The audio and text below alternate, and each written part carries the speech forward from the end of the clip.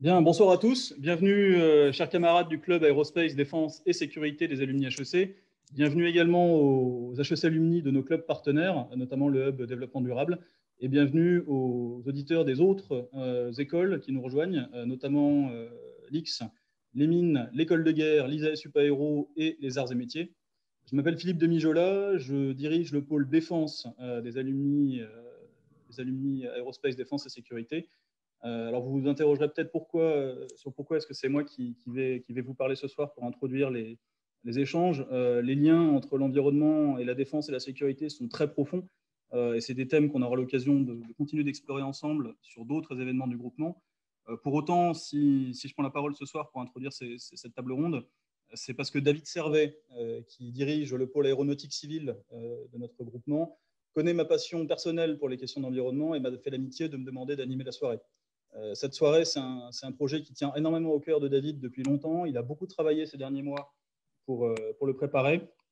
C'est David qui va animer tout à l'heure le jeu de questions-réponses en fin de séquence. Et d'ailleurs, nous vous invitons à ne pas hésiter à lui adresser tout au long de la soirée vos questions dans le chat. Alors, je souhaite tout particulièrement la bienvenue à nos intervenants, Olivier Boucher, Jean-Brice Dumont, Stéphane Cueil, Denis Bonnet et Vincent Etchebert, que je remercie très vivement de nous honorer de leur présence ce soir. Je vous présenterai tous les cinq au fil de la soirée à mesure que vous allez développer vos propos, mais je veux souligner qu'au-delà de l'immense richesse de vos expériences personnelles et de vos points de vue respectifs et pour les entreprises que vous représentez, on est particulièrement reconnaissant que vous ayez accepté de venir parce que ensemble, vous représentez la quasi-totalité de la chaîne de valeur de l'aéronautique civile. Et sur un sujet aussi complexe que celui de ce soir, il nous semblait impossible de bien parler du sujet sans que vous soyez tous présents. Donc, merci vraiment beaucoup de votre présence ce soir. Alors, nous parlons ce soir de Green Aviation, du lien entre l'aéronautique civile et l'écologie. La prise de conscience de la crise écologique, sa réalité, bien entendu, dans un premier temps, sa gravité, son origine humaine, est quelque chose qui grandit dans la société à mesure que les effets commencent à s'en faire sentir de plus en plus. Le réchauffement climatique est au cœur de cette crise écologique. Les effets perturbateurs sur nos sociétés qui n'ont pu se sédentariser et se développer que grâce à un environnement stable depuis plusieurs siècles. Donc les effets du réchauffement climatique vont aller en s'aggravant dans les décennies qui viennent, sauf à avoir une action radicale sur nos émissions en gaz à effet de serre. C'est le fameux objectif un peu symbolique des plus 2 degrés des accords de Paris. Alors, l'aéronautique, comme l'ensemble des activités humaines, contribue à ces émissions.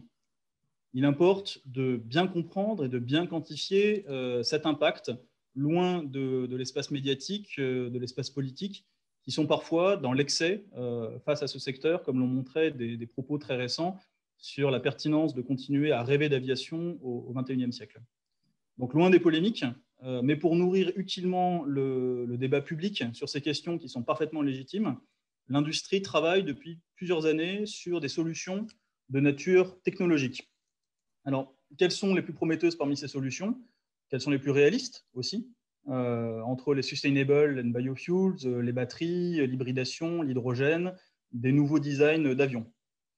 Au-delà de cette question technologique, est-ce que la technologie suffira? Est-ce que le secteur doit commencer à anticiper sa décroissance structurelle sur les prochaines décennies pour continuer d'exister? Autrement dit, toujours voler et avec des avions plus propres, mais aussi moins nombreux et moins souvent.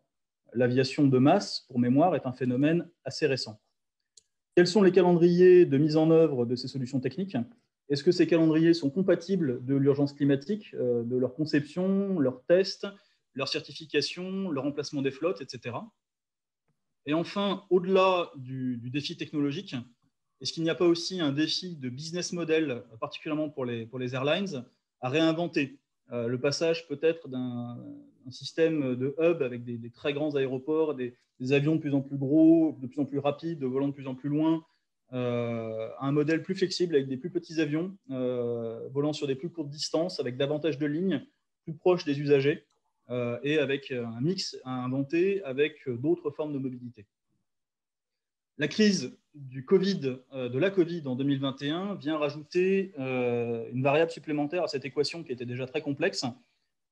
Après que le trafic aérien mondial se soit brutalement écroulé et que les conséquences économiques de la crise à moyen terme sont encore difficiles à apprécier, comment est-ce que l'industrie peut continuer à investir massivement dans cette transition qui est indispensable? Est-ce que la Green Aviation peut au contraire être le levier de la relance, un facteur de mobilisation pour le public, voire d'enthousiasme pour la nouvelle génération de diplômés?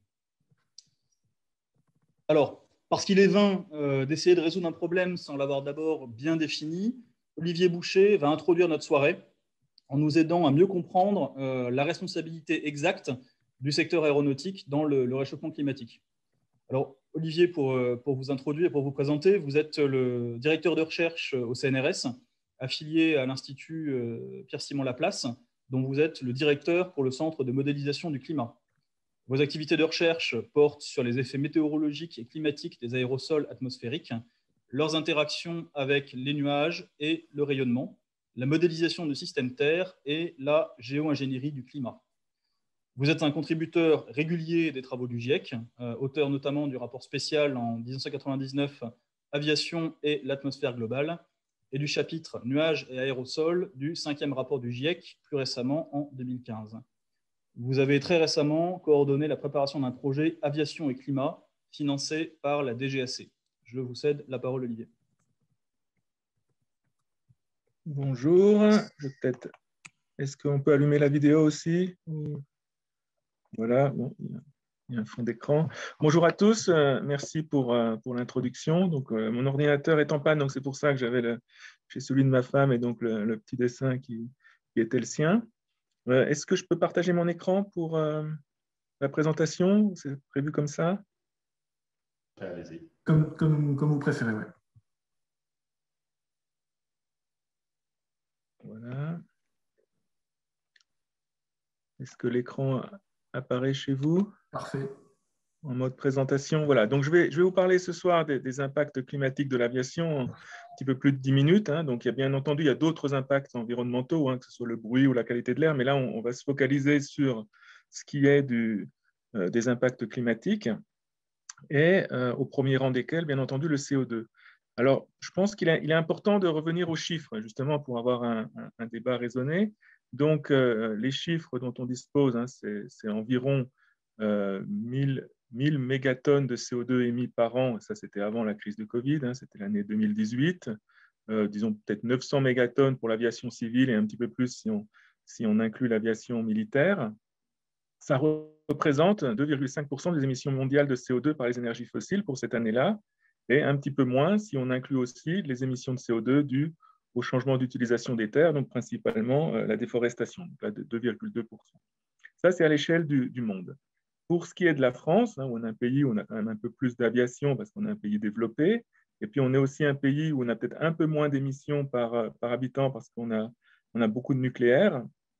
On est plutôt sur un total de 5,4%, avec une contribution de 4% des vols internationaux. Là, on compte que les vols au départ de la France, et puis 1,3% pour les vols domestiques et dom-tom. Donc, voilà, 5%. Alors, 2,5%, 5%, c'est à la fois beaucoup et pas beaucoup. Hein. C'est-à-dire qu'on peut regarder à peu près chaque secteur économique, le découper en petits morceaux, et puis on arrive à quelque chose qui est de l'ordre de quelques pourcents. Mais voilà, dans le problème du réchauffement climatique, c'est qu'il faut ramener toutes ces émissions à zéro, il faut aller vers la neutralité carbone, et donc cette neutralité carbone, elle s'impose à tous les secteurs, et même si on comprend qu'il y a des secteurs un peu plus difficiles à décarboner que d'autres. Alors, ça, c'était en termes d'émissions. En termes de concentration de CO2, hein, il faut savoir que la concentration atmosphérique de CO2 est passée d'environ 280 ppm en 1750 à environ 410, voire un petit peu plus maintenant, ppm. Et donc, la contribution de l'aviation à cette croissance, nous, on l'estime à 2,2 ppm, donc un petit peu moins de 2%. C'est un petit peu moins que pour la part d'émissions, parce que l'aviation a eu un historique un peu différent. Hein. L'aviation a commencé vraiment à partir des années 40-50, et avant, il n'y avait pas d'émissions, et donc c'est pour ça que c'est un petit peu moins. Alors, il y a d'autres auteurs qui trouvent 2,4, 2,9 ppm, partie par million, hein, un petit peu plus. Bon, il y a des différences méthodologiques, mais en disant qu'on est autour de 2%. Et puis, la contribution de l'aviation au forçage radiatif du CO2, ça c'est notre mesure du changement climatique dû au CO2 en watts par mètre carré, ben, c'est un peu plus, 2,3%. Et comme je le disais, la neutralité carbone s'impose pour tous. Alors, on a au niveau de l'aviation un taux de croissance des émissions, c'est ce qu'on montre à droite avec la courbe bleue, qui souvent sur les 80 dernières années a été plus élevé pour l'aviation que pour le reste de l'économie. Donc souvent la courbe bleue est au-dessus de la courbe de la croissance des émissions pour les combustibles fossiles ou le total des émissions en orange. Il y a une période autour des années 2000 où ce n'était pas vrai, mais récemment, avant la crise de Covid, c'était le cas, et puis aussi au début de l'aviation, et puis pendant la période 1980-2000.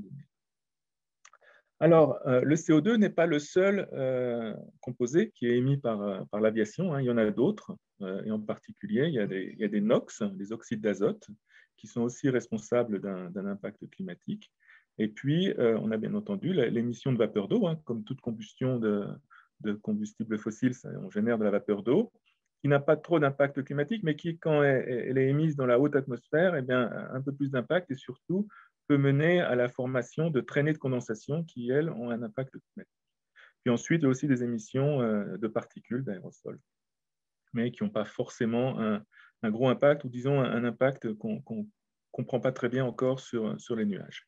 Donc, il y a un enjeu qui est de comprendre et de quantifier tous ces impacts climatiques. Donc là, il y a un article qui fait un petit peu référence, qui a regardé tout ça. Donc, pour le CO2, on retrouve ce qu'on avait dit tout à l'heure, nos 0,03 watts par mètre carré de forçage radiatif. Pour les oxydes d'azote, les oxydes d'azote en eux-mêmes ne sont pas un gaz à effet de serre, mais ils vont conduire à la formation d'ozone, qui est un gaz à effet de serre, et à la destruction de méthane, qui est aussi un gaz à effet de serre. Donc on a deux effets opposés, et c'est l'effet de l'ozone qui l'emporte.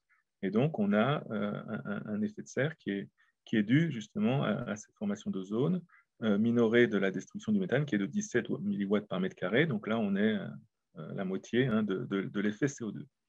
Et puis ensuite, on a ces traînées de condensation qui peuvent évoluer vers des cirrus, ce qu'on appelle les cirrus induits. Et donc là, c'est beaucoup plus difficile à quantifier. Il y a beaucoup plus d'incertitudes, mais on a une estimation qui est de l'ordre de 50 milliwatts par mètre carré. Donc là, on est un petit peu plus que le CO2. Et si on fait le total de ces trois termes, on arrive à peu près à 100 milliwatts par mètre carré, donc 3 fois l'effet du CO2. Donc c'est souvent pour ça qu'on parle d'un effet multiplicateur, d'un facteur 2 ou un facteur 3. Ce qu'il faut bien comprendre ici, c'est que c'est le forçage radiatif, au jour d'aujourd'hui, enfin là c'est en 2018, avant la crise Covid, pour l'aviation, pour tout l'historique de l'aviation. C'est-à-dire que pour le CO2, qui est un gaz à effet de serre à longue durée de vie, donc qui s'accumule dans l'atmosphère, eh bien, c'est bien tout le CO2 qui a été émis par l'aviation, et une partie est restée dans l'atmosphère, alors que pour les oxydes d'azote et pour les traînées, c'est un effet beaucoup plus immédiat, hein. C'est les dernières journées, en quelque sorte, hein, qui ont généré ces traînées et ces cirrus, qui sont responsables de ce forçage. Donc, alors, avec des niveaux de compréhension et d'incertitude qui sont un petit peu variables, hein. On comprend très bien le CO2, on comprend moins bien les NOx, encore moins bien les traînées, et puis l'impact des aérosols sur les nuages, on comprend encore. Mais on a quand même aussi des certitudes, hein, sur le signe de ces effets. Alors, les traînées de condensation, je vais développer un petit peu. On a 3 cas de figure. Soit on a une atmosphère qui est sèche, hein, ou disons pas trop chaude, et là, il n'y a pas de formation de traînées. Donc, voilà, pas d'impact de ces traînées. On peut aussi avoir une atmosphère qui est suffisamment humide et froide, mais qui n'est pas sursaturée par rapport à la glace. Et donc là, on a la formation d'une traînée, mais qui va s'évaporer assez rapidement, hein. On voit la traînée qui s'évapore à une certaine distance derrière l'avion. Et donc là, il y a un impact climatique qui est négligeable, parce que la traînée est petite, elle ne dure pas longtemps, elle recouvre une toute petite fraction de la planète, et donc il n'y a pas vraiment de souci. Par contre, on a aussi des situations où l'atmosphère, elle est humide et froide, mais elle est sursaturée par rapport à la glace. C'est-à-dire qu'il y a de la vapeur d'eau qui aurait pu former un nuage, mais qui n'a pas formé de nuage parce qu'il n'y avait pas les conditions pour. Et donc, on a une traînée qui, elle, va grossir et qui va permettre la condensation de cette vapeur d'eau qui était dans l'atmosphère, mais qui n'était pas encore condensée. Et on va pouvoir former ce qu'on appelle un cirrus induit, qui a un effet de serre assez important. Et alors peut-être que ce nuage il aurait fini par se former au bout de quelques heures, au bout d'un jour, mais en tout cas, il a été déclenché, il a été favorisé par le passage de l'avion et les traînées de condensation. Et c'est ces situations-là qui mènent à un impact climatique qui est, qu'on quantifie à quelque chose qui est de l'ordre de grandeur du forçage par le CO2 pour l'aviation. Donc là, il y a vraiment il y a un sujet à regarder. Alors, on a essayé de profiter de la crise de la Covid-19 et de la diminution du trafic aérien qui s'en est suivi pour quantifier un petit peu cet effet. Donc, on a reconstruit les trajectoires d'avions sur cette période-là grâce aux données dont on disposait. Donc, on voit qu'on a eu une réduction en mars-avril qui est de l'ordre de 70% du trafic. Après, il y a eu le trafic a un petit peu récupéré, mais on reste à 50% du trafic d'avant Covid. On compare ici la courbe orange pour 2020 avec la courbe bleue qui est des moyennes sur les mois pour l'année d'avant, 2019. Et on a pu reconstituer donc la réduction du trafic, c'est la carte de droite. Donc ça, c'est les régions où il y a eu moins de trafic en 2020 par rapport à 2019. Et à partir de là, on peut aller voir à l'aide de données satellitaires ce qui se passe au niveau de la couverture nuageuse de ces nuages de type cirrus, ces cirrus induits.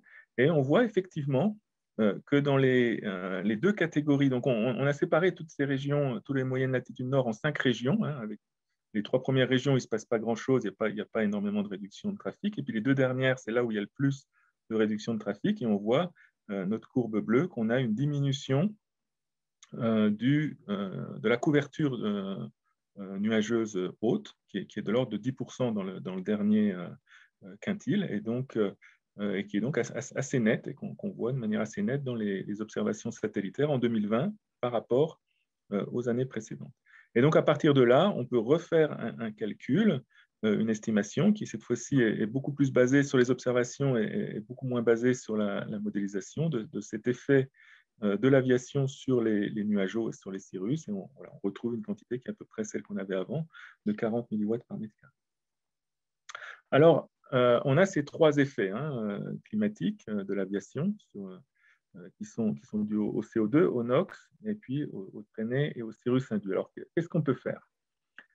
Pour le CO2, ce que je disais, c'était un gaz à effet de serre à longue durée de vie qui va s'accumuler dans l'atmosphère, avec un effet de long terme sur la température du globe.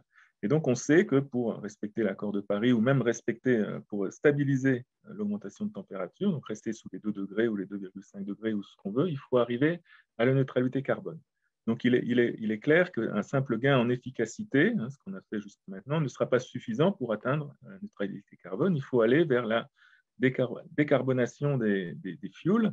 Alors, ça peut être des biofuels, ça peut être d'autres fuels synthétiques qu'on forme à partir du CO2 atmosphérique, ça peut être l'hydrogène, ça vient d'une source d'énergie renouvelable. On peut aussi imaginer continuer à émettre du CO2, mais à avoir des émissions négatives, c'est-à-dire aller rechercher le CO2 à la surface avec certaines méthodes, mais il faut une rupture ici pour arriver à la neutralité en termes de carbone. Et il faut bien, dans ces histoires-là, il faut bien faire attention aux histoires d'analyse en cycle de vie, parce qu'il ne s'agit pas d'avoir simplement quelque chose qui semble neutre, mais qui n'est pas neutre. Donc ça, c'est pour le CO2. Pour les NOx, ce que je disais tout à l'heure, c'est qu'il y a un effet de compensation entre la production d'ozone, qui est un gaz à effet de serre, et la destruction de méthane, qui est un autre gaz à effet de serre.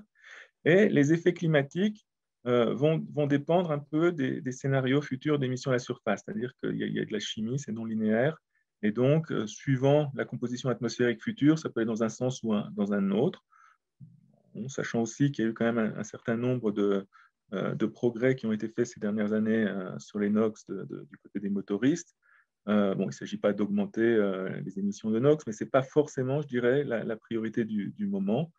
Et puis, il ne faut pas non plus diminuer les NOx, mais en augmentant le CO2, parce qu'il y a peut-être des trade-offs dans les développements. Enfin bon, il y a un sujet NOx, mais qui est, à mon avis, pas forcément la priorité.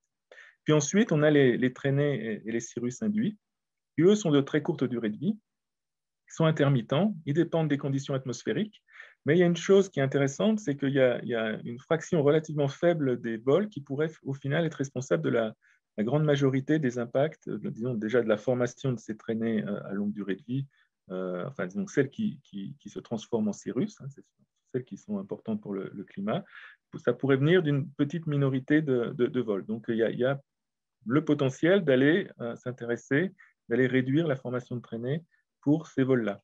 Alors, quelles sont les pistes? Alors, ce n'est pas facile, hein, parce que c'est quand même assez intrinsèque à l'émission de vapeur d'eau. Hein. Dès qu'on émet de la vapeur d'eau dans un panache un peu humide et que ça se mélange avec l'atmosphère qui est sèche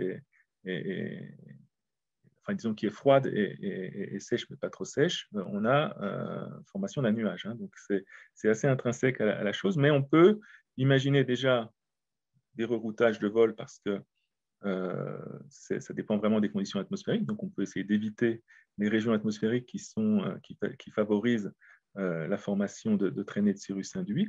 On peut aussi imaginer améliorer en quelque sorte les propriétés de ces traînées pour en diminuer l'effet radiatif, l'effet climatique. Mais là, je dirais, il faut développer les connaissances pour.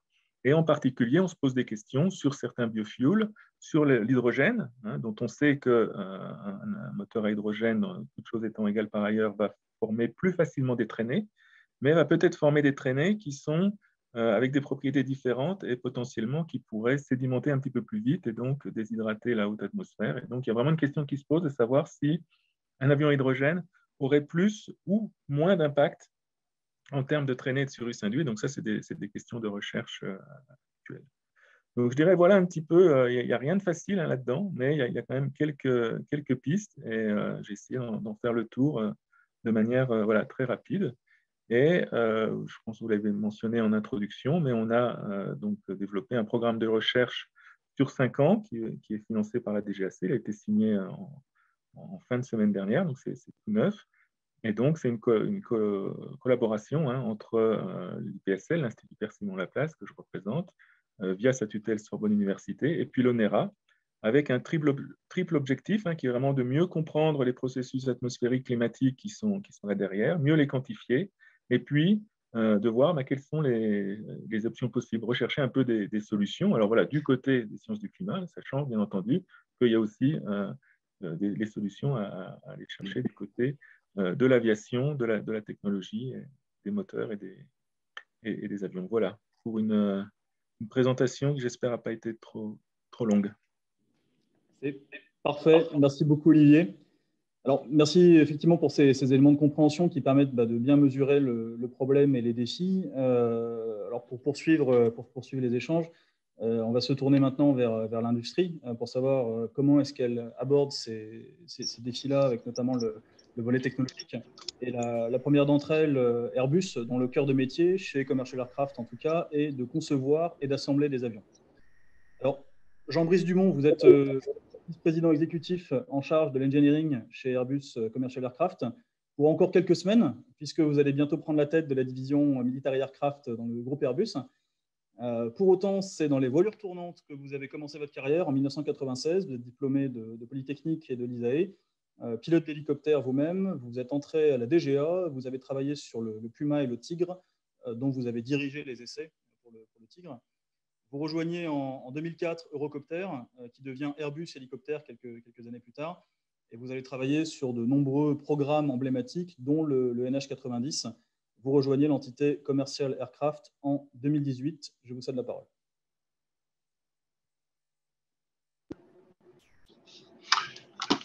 Oui, merci pour cette introduction. Effectivement, je suis dans le rôle qui me vaut de vous parler pour encore quelques semaines, semaines qui seront probablement intenses. Donc, je vais pas vous faire une lecture d'avion vert par la peinture, mais d'avion vert par les émissions. Je pense que la présentation d'Olivier était très intéressante et un point de précision, je ne suis pas qu'Airbus et je le préciserai, Stéphane pourra rajouter quelque chose derrière, je suis aussi le patron de ce qu'on appelle le CORAC, qui est le Conseil pour la recherche aéronautique civile, qui est la maison la maison commune où on pilote toute cette feuille de route vers l'avion vert. Je pense que dans ce qui a été dit à l'instant, chacun peut en lire quelque chose. Et avant de parler de technique, je vais quand même faire 2 secondes de soft, en demandant à tout le monde, y compris ceux qui ont une certaine forme de, je ne vais pas dire d'agressivité, mais de méfiance vis-à-vis de l'aérien et qui vont éventuellement lire dans tout ce qu'on peut raconter là des éléments de marketing, de faire un peu d'introspection en se demandant pourquoi ça pose problème. Et si c'est réellement un problème avec l'aviation en tant que pollueur technique ou si c'est un problème plus politique et sociétal. Posez-vous bien cette question-là et ayez ça en tête. Je pense que c'est un élément important pour avoir rencontré un certain nombre des critiques de l'aviation. Je me demande si le débat est technique ou si le débat n'est pas beaucoup plus sociétal. Et quand on en arrive à discuter sur 2,3 ou 2,7% et qu'on s'engueule pas mal là-dessus, je pense qu'on se trompe de débat.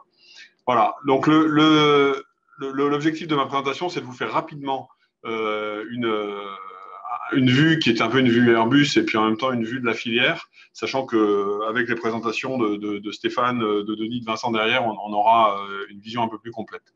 On va passer à la planche suivante qui montre qu'en fait, on a l'aviation. C'est pas moi qui pilote les planches. Si on peut, voilà, merci. Qui montre que l'aviation a déjà considérablement réduit son empreinte. Alors, on va rester sur le carbone, on pourrait dire sur le fuel consommé, qui a aussi une dimension économique, et une évaluation par passager kilomètre, qui est une métrique intéressante, puisque finalement, c'est celle qu'on pourrait même comparer à la voiture. Depuis le début de l'aviation, on l'a réduite par 5. Quoi. Donc on l'a réduite de 80% par tout un tas d'améliorations, certaines darwiniennes, certaines plus disruptives, qui nous amènent là où on est. Une fois qu'on a dit ça, on ne peut pas dire, bon voilà, c'est fini, on a fait le boulot. On est à 2 et quelques %, ou plutôt à des centaines de mégatonnes de CO2, donc bon, il faut faire quelque chose. Je pense que si c'était pas clair après la présentation précédente, c'est qu'on s'est endormi. Donc on a besoin d'avancer.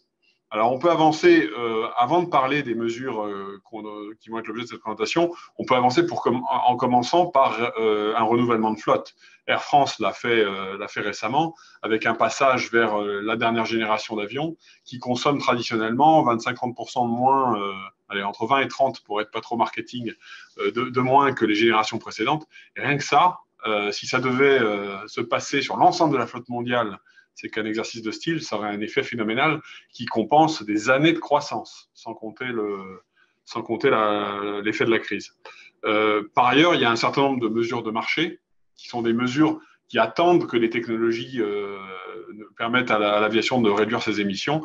Et ces mesures de marché, avec des offsets, avec de l'absorption de carbone ici ou là, ont elles-mêmes leur propre contribution. Elles sont souvent critiquées, mais elles ont été décidées bien avant qu'on parle d'aviation bashing, qui était quand même le signe d'une responsabilisation du secteur aérien. Et ensuite, on en arrive à qu'est-ce qui nous reste, qu'est-ce qui reste devant nous. Bon, on va le couper en 3, et il y aura, je pense, 3 planches. Une avec les carburants durables, dont vous entendrez d'autres parler dans les présentations suivantes, je pense. Une avec tout ce qui est opération. Et dans la présentation d'Olivier, on parlait beaucoup de Cirrus, de traînées de condensation, les fameux contrails. Du fait que peu de vols ont énormément d'effets. On parle aussi du fait que les trajectoires aujourd'hui, quand vous voyez le nombre de tours qu'on est capable de faire autour de Roissy, les trajectoires sont tous optimisées. Bref, il y a du boulot. Dernière catégorie, c'est là où on est en général les plus forts, c'est nouveaux moteurs, je pense que je laisserai Stéphane élaborer là-dessus, et un certain nombre de technologies avion. Si vous avez des questions, je ne m'étendrai pas pour pas éclater les 10 minutes, mais on pourra éventuellement parler de technologie avion. Donc dans la planche suivante, on regarde les 3 axes, et je ne m'étendrai pas beaucoup plus. On va commencer par les carburants alternatifs durables, donc les Sustainable Aviation Fuels, qui sont clairement une voie, je ne vais pas dire royale, mais une voie à privilégier pour le court et le moyen terme pour réduire la contribution carbone. Si on s'y prend bien, on peut aller jusqu'à 80% de réduction des impacts CO2. On a aujourd'hui, et c'est assez peu connu sur nos avions, la capacité de voler jusqu'à 50% de blend, hein, de composition du carburant en carburant durable, sachant qu'aujourd'hui, la moyenne des vols, ça doit être quelque chose comme 0,3-0,4%. Ça veut dire qu'aujourd'hui, le problème n'est pas vraiment le moteur ou l'avion, le problème, c'est d'en avoir. Et les filières doivent se développer, et on est très impliqué avec les gouvernements pour que ça se passe. En revanche, 50%, ce n'est pas assez, donc on va vers nos programmes de recherche dans le cadre du CORAC vont vers 100%. On a des projets à la fois sur nos avions long courriers en coopération avec Rolls-Royce et sur les courts moyens en coopération avec nos fournisseurs moteurs, dont Safran, sur un projet qui se nomme Volcan. Donc les carburants alternatifs durables, c'est juste indispensable, évident, et ça couvrira facilement, ça couvrira le court moyen terme. La deuxième catégorie qui arrive sur la planche suivante, c'est tout ce qui est opération. Alors là, c'est à la fois un effet qui est peut-être moins spectaculaire parce qu'on vise du 8-10%, mais je pense qu'on entendra Denis nous en parler pour Thales. C'est un effet qui est plus accessible. On a un certain nombre de projets qui sont dans le tuyau. On a chez Airbus, pour en citer, si je devais en citer qu'un, et je pense que je laisserai par la suite Thales parler du reste, quelque chose qui s'appelle Fellowfly, qui est le vol en formation. On a été capable de mesurer pour du vol en formation transocéanique des réductions entre 5 et 10%, des réductions de besoins de consommation instantanés entre 5 et 10% pour l'avion suiveur. Sur des trajets assez fréquentés, ça peut réellement représenter des économies. Ensuite, il y a la décongestion par une digitalisation du trafic. Et je l'ai évoqué plus tôt, si on s'en occupe bien, le sujet des NOx et des traînées de condensation, qui sont très dépendants des profils de vol, peuvent avoir une résolution par une évolution plus déterministe des profils de vol. Et c'est accessible. C'est juste que jusque-là, on ne s'en est pas vraiment occupé. Ce n'était pas vraiment le sujet. Le sujet, quelque part, dans l'aviation, c'était de voler toujours plus haut pour être toujours plus efficace. Et les avions d'affaires volent encore plus haut. Donc là, il faut qu'on s'occupe de ça. Il faut qu'on mette ça dans nos moulinettes pour les avions actuels et puis, évidemment, pour la conception des avions futurs. Je passe à la planche suivante, qui est la plus... celle où on a qui nous ramène le plus près de l'avion. Alors, il y a deux éléments. Il y a l'élément incrémental. Il faut améliorer l'avion. Il faut des matériaux qui soient en même temps écologiques, hein, faire de l'éco-design, faire des matériaux qui se recyclent bien. Mais il faut travailler la performance intrinsèque de l'avion. Donc, vous voyez sur l'avion au premier plan des ailes avec des bouts d'ailes repliables. On parle... je vous la ferai pas trop longue, mais on parle d'ailes adaptatives qui sont en fait des ailes avec une aéroélasticité qui est le mélange de souplesse de l'aile et de performance de l'aile, une aéroélasticité augmentée, d'ailes qui finalement, si je vous le fais en résumé, encaisse une rafale par exemple, sans avoir besoin de la passer à la cellule. Et si l'aile peut encaisser la rafale intelligemment, on a moins besoin de dimensionner la cellule, donc l'avion est plus léger, donc il emmène moins de carburant. Donc ça, d'une façon ou d'une autre, on a besoin de faire un avion plus efficace, ne serait-ce que par le fait que si on passe ensuite à des ruptures technologiques comme l'hydrogène, l'avion sera probablement alourdi par un hydrogène volumineux et on va avoir besoin de travailler la performance de l'avion de base. Donc ça nous amène à l'hydrogène qui est un peu la voie royale. Mais c'est l'étoile polaire, c'est ce qu'il faut viser dans un horizon ni trop proche ni trop lointain. C'est ce qu'on a annoncé chez Airbus avec l'entrée en service promise pour 2035 d'avions à l'hydrogène. Alors certains disent que c'est beaucoup trop tard parce que le CO2 s'accumule. C'est pour ça qu'il faut travailler d'autres options entre-temps. Certains disent que c'est beaucoup trop tôt parce qu'on ne va pas y arriver. On peut vous dire que 2035, vu de nous, c'est très crédible et qu'on essaierait même de le faire rentrer en service avant. En revanche, quelle formule ? C'est ce que vous voyez sur ce joli dessin. On a plusieurs options. La tête de formation, là, c'est l'aile volante. Alors, l'aile volante, ça fait rêver. Aérodynamiquement, c'est le mieux. Mais en même temps, c'est celle qui est la plus compliquée à développer. Donc voilà, on a ces formules à l'hydrogène. L'hydrogène présente un certain nombre de risques, entre guillemets. Alors, il faut de l'approvisionnement, il faut tout un écosystème. Et puis dans l'avion, ce n'est pas forcément très simple.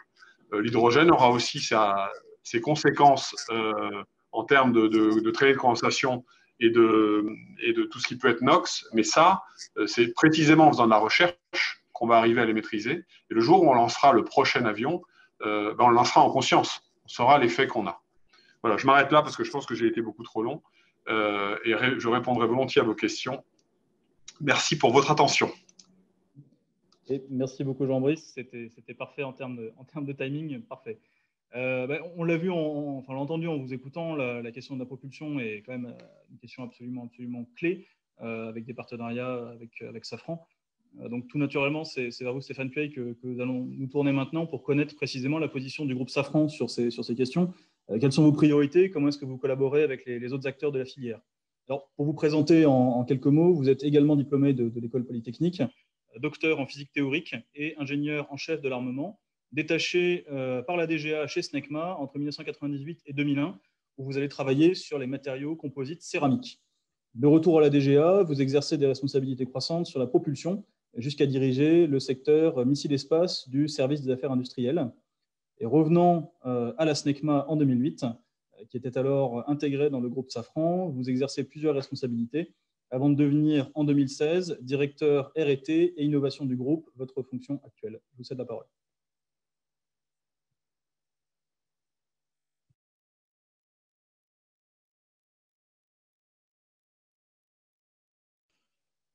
Oui, donc il va y avoir de la cohérence, pour ne pas dire de la redite. En fait, en même temps, je regardais le chat, donc ça va me permettre de traiter un certain nombre de questions qu'il y a dans le chat. J'ai intitulé la présentation « Propulser l'aviation vers un monde décarboné ». C'est une vision positive des choses. En fait, on voit la décarbonation comme une opportunité. L'aviation rend des services à la société. Je vais vous donner un exemple. Moi, je suis marié avec une épouse japonaise. Je ne l'aurais jamais rencontrée s'il n'y avait pas d'aviation. Vous allez me dire, ce n'est peut-être pas un bon argument. Il faudra lui demander. En attendant, sans avion, avec les avions qui ne volent pas, en fait, mes enfants ne peuvent pas voir leurs grands-parents. Donc, la question qu'il faut se poser, c'est l'aviation, comme toute activité humaine, est polluante. On peut débattre sur la modération, on peut débattre sur qui a le droit de voler, mais à la fin, il y a un usage, il y a un besoin, il y a un monde entier qui vole assez peu et qui va voler quoi qu'il arrive. Donc, il faut décarboner l'aviation. C'est un must et en même temps, c'est une opportunité et c'est la nouvelle frontière technologique pour nos ingénieurs. Donc ça, c'est formidable. Alors, les leviers, je pense que Jean-Brice les a bien expliqués. En fait, il y en a deux, pour simplifier. Et c'est comme dans toutes les activités, il faut faire un maximum d'économie d'énergie. Donc, les 80% de réduction de consommation, mais il faut aller encore plus loin, le plus loin qu'on peut, par des nouveaux avions, et avec un horizon qui a été mentionné, qui est 2035. Alors, pourquoi 2035 ? Parce que 2035, c'est le dernier moment où, si on introduit les nouveaux avions, on va avoir, en 2050, après le renouvellement de la flotte, une majorité de la flotte qui est avec ces nouveaux types. Donc ça nous donne une butée. En même temps, si on fait bien avant, si on fait 2025, entre 2025 et 2030, on sera moins ambitieux technologiquement, de manière réaliste. Donc l'efficacité énergétique, c'est avant tout l'avion, mais c'est aussi les opérations, donc l'amélioration des trajectoires. Et ça peut faire plus de la moitié du gain. Et le deuxième volet, c'est évidemment d'aller remplacer complètement le kérosène à terme. Alors, si on combine ça, là, on voit une courbe qui combine les leviers et qui vise une réduction en 2050 des émissions par 2 par rapport à 2005. Ça, c'était l'engagement pris par l'aviation en 2008. Vous voyez, ça fait très longtemps. Donc, et ça revient quelque part à améliorer par rapport à la flotte d'aujourd'hui l'efficacité de la flotte de 80 à 90%. Donc, en termes d'émissions CO2 par passager kilomètre. On voit quand on a fait ça, en fait, si on pousse un peu les leviers, on va à la neutralité carbone. Donc, en fait, c'est ça qu'on vise, c'est la neutralité carbone avec l'efficacité énergétique et le remplacement complet du kérosène. Alors, je vais traiter dans l'autre sens. Je vais commencer par le carburant. Alors, évidemment, on va passer à la planche suivante. Alors, je précise qu'on a regardé aussi d'autres options. Par exemple, faire de la propulsion électrique à base de batteries. La difficulté qu'on a, c'est que la masse des batteries est rédhibitoire. Et donc, c'est une option qui est envisageable pour des très courtes distances ou des petites plateformes. On verra qu'on y travaille, mais qui n'est pas une option viable pour les grosses plateformes, les A320, les A350, qui font plus de 95% des émissions. Donc, c'est sur ça qu'on se concentre. Et là, on doit rester en carburant chimique. En fait, on a deux options. On a les fameux carburants alternatifs durables, ou SAF en anglais, qui recouvrent deux types. Donc, on appelle drop-in. Pourquoi drop-in? Parce qu'en fait, on va pouvoir les mélanger avec le kérosène. Ils ont des propriétés similaires. Ça permet donc d'utiliser les avions existants, et notamment de traiter la flotte en service. Et là, il y a deux variantes.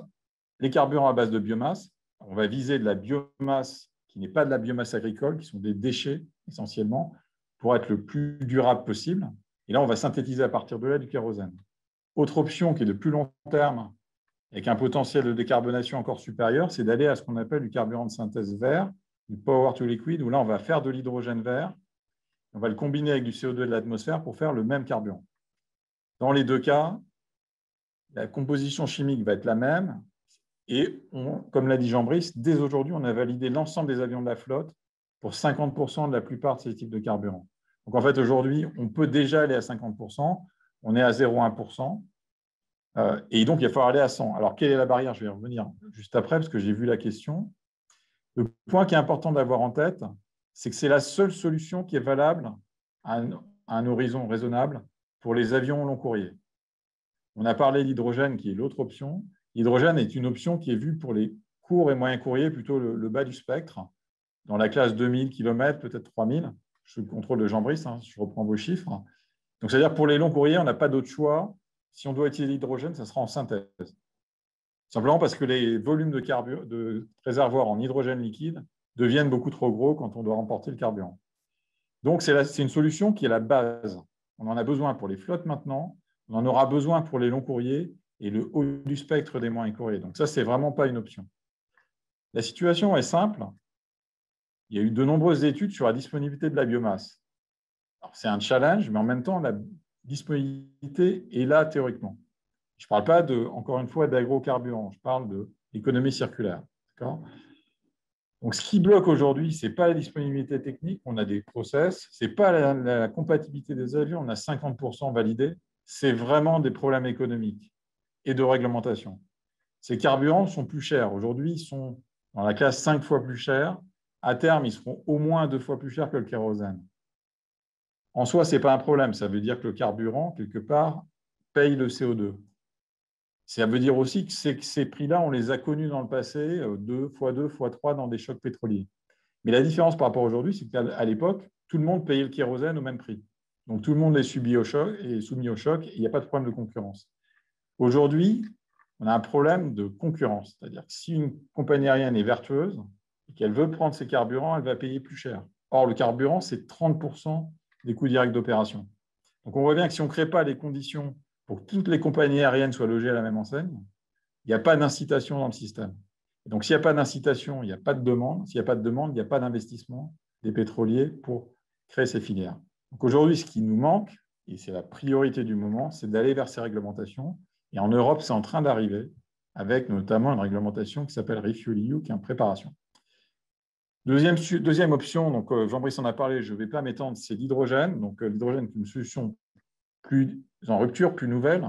On est à un stade de recherche aujourd'hui pour comprendre comment on met ça en œuvre dans les moteurs et dans l'avion, et puis évaluer les impacts climatiques pour pouvoir prendre une décision d'ici 4-5 ans sur le lancement d'un programme.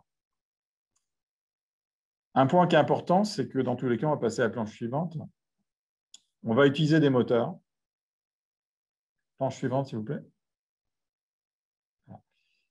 Et qu'il va falloir qu'on fasse un maximum sur ces moteurs pour améliorer l'efficacité énergétique. Parce qu'il ne suffit pas, comme on l'a vu, de remplacer totalement le kérosène, parce que même s'il y a la disponibilité, moins on en aura, moins ça coûtera et moins il y aura de compétition sur les ressources. Donc, il faut absolument que cette équation énergétique, on la tire au maximum. Et donc, il faut un avion qui soit ultra frugal pour réduire les besoins en quantité et pour réduire les volumes nécessaires. Ouais, je ne vais pas en dire plus, parce qu'en fait, j'ai dit la plupart de ce que j'avais à dire sur la planche précédente. Donc, je vais passer au levier technique, sur lequel nous travaillons chez Safran, qui est la planche d'après. Voilà. Donc, on a 3 piliers, en fait. Safran dépense 75% de son budget de recherche pour l'environnement. Et donc là, je parle de plusieurs centaines de millions d'euros par an d'autofinancement.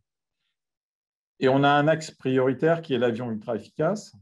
Cet avion, ça cible typiquement 30% de gains sur l'avion en consommation à l'horizon 2035 pour un moyen courrier. Le levier numéro 1, c'est le moteur. Dans le moteur LEAP, qui est notre dernier moteur, qui gagne 15% sur la 320 Neo. Là, on va viser 20%. Évidemment, plus on avance, plus c'est difficile. Donc, pour faire ça, on va aller vers des technologies de rupture sur la propulsion et je donnerai une illustration sur la dernière planche. On va aussi, évidemment, les 20% ne suffiront pas à faire les 30. Donc, il va y avoir de l'aérodynamique, il va y avoir de l'allègement, il va y avoir de l'optimisation de l'énergie à bord, donc de l'électricité, des fonctions comme le taxi électrique, et un allègement de tous les équipements et de la cabine par des nouveaux matériaux ou des technologies comme la fabrication additive qui permet de gagner parfois 50% à isofonction sur certains équipements. Deuxième sujet, c'est les carburants. J'ai parlé du volet économique et disponibilité, ça c'est l'urgence. Mais derrière, on est optimiste, à un moment, on passera à la barre des 50%, il faut que nos matériels soient prêts. Donc, on va travailler pour lever toutes les barrières technologiques. Ce ne sont pas des barrières énormes, c'est essentiellement des questions de matériaux. Donc, c'est de l'évolution et pas de la révolution, mais il faut la faire. Donc, on va rendre nos matériels compatibles de 100% de carburant durable. Pour la prochaine génération de moteurs et de systèmes avions, et puis, si nécessaire, on apportera les modifications sur les avions de génération existante si nos clients nous le demandent. On travaille en parallèle sur l'adaptation du moteur et de l'avion à l'hydrogène. Le moteur, la bonne nouvelle, c'est qu'il sera 90% commun entre un avion à hydrogène et un avion à carburant durable. Essentiellement, la combustion et le circuit carburant qui sera modifié. Donc ça, c'est très bien parce qu'on peut faire des synergies sur les technologies. Enfin, j'ai dit que 95% des émissions, ce sont les avions court, moyen courrier et au-delà. 85% des émissions, c'est les vols de plus de 1000 km. C'est quelque chose qu'il faut avoir en tête. Ça n'empêche pas qu'à partir d'électrique, de piles à combustible, il y a d'autres applications, plus courte distance, de la mobilité à la demande, des navettes pour faire du point à point sur des lignes peu fréquentées, voire du petit régional, où là, on peut aller vers des solutions, soit tout électrique pour une très courte distance, soit hybride, soit avec des piles à combustible. Et donc ça, c'est un domaine qui est très intéressant, très innovant. Il y a beaucoup de startups que nous fournissons en termes d'équipement. Et ça permet d'ouvrir de nouveaux business, mais en même temps de préparer des technologies qu'on pourra aussi utiliser dans les gros avions. Par exemple, l'électricité, on travaille sur la haute tension. En fait, cette haute tension, elle pourra se transposer dans des réseaux électriques des gros avions. Donc, 3 piliers. L'avion du futur ultra-efficace avec son moteur. Les carburants de substitution rendent nos moteurs et nos systèmes compatibles de tous les carburants que voudront nos clients. Et puis, ouvrir de nouveaux horizons sur la propulsion. Pour finir, une dernière planche pour dire, bon, OK, tout ça, Stéphane, c'est très bien, mais ton 20% sur le moteur, est-ce que c'est crédible? La réponse, oui, c'est crédible. Et évidemment, ça va nécessiter de pousser les limites sur le moteur. Donc, plus on sera ambitieux sur l'intégration du moteur, plus on aura de gains. Et typiquement, pour vous donner une idée de ce qui peut faire ce type de gain, ce n'est pas la seule configuration qu'on regarde, mais c'en est une intéressante. Vous voyez ici un open rotor, c'est un concept de moteur qui n'a plus de nacelle, qui n'est plus caréné, qui a une très grande hélice, qui fait à peu près 4 mètres de diamètre, et qui permet en tant que tel de gagner 15% de consommation. Donc si on combine ça, ce type de formule avec des technologies de matériaux avancées, des cycles thermodynamiques poussés aux limites et de l'électrification intérieure du moteur, on peut atteindre ces 20%. Et on travaille avec nos clients, notamment Jean-Brice, sur comment ce type de moteur et d'autres configurations peuvent apporter les gains nécessaires sur l'avion. Donc en fait, c'est faisable et c'est ce que nous allons faire dans les années à venir. Donc j'ai fini là et je voudrais conclure pour dire que nous sommes, vous voyez, le tonalité de ma présentation, c'est on est passionné, on est optimiste, on sait que c'est faisable et technologiquement, il y a des challenges vraiment extraordinaires à relever pour nos ingénieurs dans les années à venir. On est dans une sorte d'âge d'or de la techno. Voilà, merci. Merci beaucoup, Stéphane. Alors, pour continuer la discussion, pour aller au-delà de l'avion lui-même et de son mode de propulsion, alors vous en avez tous les deux parlé, mais il y a évidemment d'autres gisements à aller chercher. Et pour ça, je vais me tourner vers Denis Bonnet du groupe Thales pour que vous nous parliez du rôle que peut jouer l'avionique, l'optimisation du trafic et des concepts opérationnels. Alors, pour vous présenter en quelques mots, Denis, vous rejoignez Thales en 1997 à l'issue d'une formation d'ingénieur télécom et d'un doctorat en intelligence artificielle.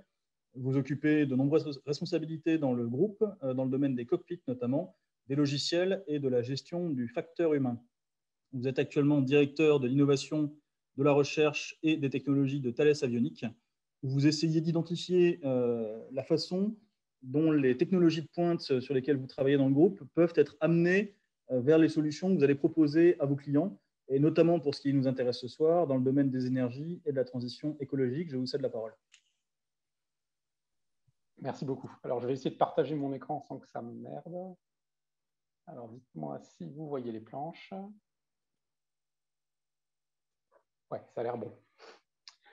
Alors, quand vous parlez d'avions, évidemment, Airbus, Safran, ce sont des noms qui vous viennent à l'esprit. Thales, ce qu'on fait peut-être un peu moins connu. Je vais peut-être juste commencer par ça pour que vous compreniez un peu pourquoi on parle d'opération. En fait, dans les activités de Thales, qui sont multiples, on a deux activités dans lesquelles on est parmi les leaders mondiaux. Une qui sont les systèmes de gestion du trafic aérien, donc les outils qu'on donne aux contrôleurs aériens, les radars de sol, etc. Et puis une deuxième qui, parmi tous les systèmes qu'on livre à Airbus, on développe en particulier ce qu'on appelle les Flight Management Systems. Et si je dois vraiment le simplifier, c'est l'équivalent des GPS que vous trouveriez dans votre voiture, donc ils vont vous guider, qui vont finalement permettre au vol de se passer de façon correcte. Donc, je vais vous parler des opérations aériennes. Alors, ce n'est pas le sujet le plus sexy, puisque c'est beaucoup plus intéressant, en tout cas en tant qu'ingénieur, c'est beaucoup plus passionnant probablement de réfléchir à l'aérodynamique d'un avion. Ce qui est intéressant avec les opérations, donc la façon dont ces avions volent de tous les jours, c'est que les optimiser, comme le disait tout à l'heure Jean-Brice, c'est un bénéfice quasiment immédiat. Et du coup, on a lancé une initiative il y a de cela maintenant un peu plus d'un an, en se disant finalement, est-ce qu'en travaillant sur une meilleure collaboration entre le sol et le bord, on est capable effectivement d'optimiser ces opérations? Alors, la première question qu'on s'est posée, c'est mais de quoi on parle et c'est quoi le potentiel de réduction? Donc, je vais un tout petit peu essayer de vous expliquer de quoi il s'agit, et puis alors j'espère que je vais réussir à être assez didactique. Si on s'intéresse à ces vols, alors c'est un petit diagramme qui vous donne la distance et les pourcentages de gains. Les premiers gains qu'on peut faire, ils sont évidents, hein. Il suffit de laisser les avions voler en ligne droite, le plus droit possible. Alors, pour ceux qui connaissent un peu l'aérien, on a quand même réussi un truc extraordinaire dans l'aérien, c'est de recréer en l'air les embouteillages et les détours qu'on retrouve au sol, alors qu'a priori, on ne parle quand même pas d'énormément d'avions qui doivent voler dans un espace qui est quand même très, très grand. Donc, le premier bénéfice qu'on peut essayer d'aller attraper, c'est de faire voler les avions tout droit et de faire un deuxième truc qui paraît aussi assez évident, c'est les laisser descendre en vol plané sans qu'ils aient besoin de remettre les moteurs. Donc ça, c'est essentiellement des activités qui sont portées dans le contexte de travaux et en particulier de ce que fait le ciel unique européen et qui permet, en général, on pense, d'aller chercher déjà quelque chose qui est de la classe 5-6%. Et souvent, quand vous entendez parler d'inefficacité de l'air traffic management, des systèmes de gestion de vol, c'est de ça dont on parle. Après, il y a un deuxième truc qu'on peut faire. Pour tous ceux qui conduisent votre voiture, vous savez que ce n'est pas parce qu'on vous laisse faire ce que vous voulez que vous allez forcément gagner de la consommation. En fait, il faut que vous ayez une façon écologique de conduire. On peut appeler ça l'écopilotage. Et cet écopilotage, ça consiste à garder tout le temps l'avion à son régime optimal, celui où il va parcourir le plus de kilomètres par litre de kérosène brûlé, c'est-à-dire ne pas lutter contre le vent, laisser tranquillement monter, puisque quand il vole, il devient de plus en plus léger, donc il a tendance à monter, plutôt que de l'en empêcher, de les laisser le continuer. Donc ça peut amener à des vols qui sont légèrement différents. Vous voyez le profil de vol vertical que j'ai dessiné, là, c'est beaucoup plus progressif. Et là encore, il y a eu pas mal de travaux qui ont montré qu'il y avait un potentiel de gain théorique qui était aussi de la classe 5 à 6%. Alors, c'est des potentiels qui s'exercent très très bien sur les courts moyens courriers, beaucoup moins évidemment sur les longs courriers. Et puis, plus on vole longtemps, plus il y a un truc qu'on peut faire. Alors, pour tous ceux qui font du vol à voile ou qui font de la voile, tout simplement, vous le savez, les vents, c'est un élément avec lequel on peut extraordinairement bien jouer. Juste pour vous donner une idée, hein, sur l'Atlantique, quand on rencontre un vent de 50 nœuds de face ou dans le dos, ça va faire gagner 10% de CO2 et d'émissions sur l'intégralité du vol. Donc, comment on va pouvoir, finalement, alors on appelle ça windsurfing, c'est-à-dire en fait aller monter, se décaler légèrement pour aller chercher des vents beaucoup plus favorables. Et là encore, il y a eu des essais qui ont été faits, alors en particulier au-dessus du Pacifique, entre les États-Unis et Hawaï, qui montrent que soit en essayant de monter pour éviter les vents de face, soit en essayant au contraire d'aller chercher des vents dans le dos, on est capable d'aller chercher quelque chose qui est là encore de la classe 50%. Donc, je me suis amusé à essayer de faire une projection un peu sur les volumes, et vous voyez en fait qu'il y a un optimum de gain qui est assez évident, hein. C'est les vols qui vont de Lisbonne à Riga, c'est-à-dire qu'ils non seulement ils sont longs, mais ils vont passer au travers d'un espace très très régulé qui va les obliger à quasiment ne faire aucune des choses qui sont là. Donc c'est pour ça qu'on estime en général la recherche, et puis là-dessus je pense qu'à peu près toute la communauté est d'accord, pour dire qu'il y a un potentiel de gain qui est de la classe 8 à 15%, mais dont on peut se demander mais finalement pourquoi on ne l'exerce pas dès aujourd'hui. Deuxième point, Olivier a beaucoup parlé des NOx. Alors, comme il en a parlé, je ne vais pas rentrer, des NOx, pardon, et des effets dits non CO2, les NOx et les contrails. En fait, il a largement expliqué. Hein, si on veut éviter la formation de contrails, en fait, il suffit de contourner finalement les zones qui sont favorables à leur création. Comme le dit Olivier, leurs effets ne sont pas bien maîtrisés. Par contre, on sait ce qu'il faut faire pour les éviter. Et c'est ce qu'il disait, hein, c'est éviter des zones qui sont humides, froides et saturées en glace. Et il y a eu pas mal d'efforts qui ont été faits de recherche qui ont montré que globalement, en modifiant, en générant 2% de kérosène en plus, on est capable de réduire de 50 à 70% la formation de contrails. Il y a des évaluations qui ont été faites au Japon et on espère pouvoir en faire au-dessus de l'Europe assez rapidement. Donc, vous voyez qu'il y a des leviers de gains et des gains assez significatifs. Si on prend les effets CO2 et non CO2, on parle quand même quelque chose de la classe d'une vingtaine de pourcents.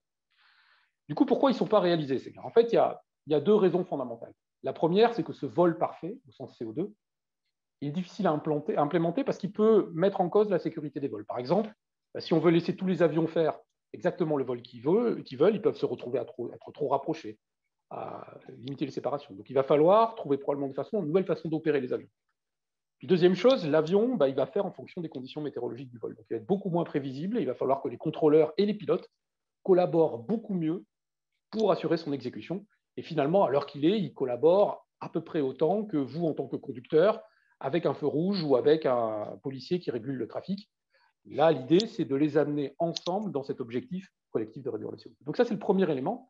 Puis le deuxième élément, c'est qu'il n'y a pas de mesure partagée. C'est-à-dire que quand le patron de Thales s'est entiché de l'idée de dire qu'il fallait qu'on gagne 10% de CO2 dans les 5 prochaines années, on s'est gratté la tête et puis on s'est dit, mais 10% face à quoi?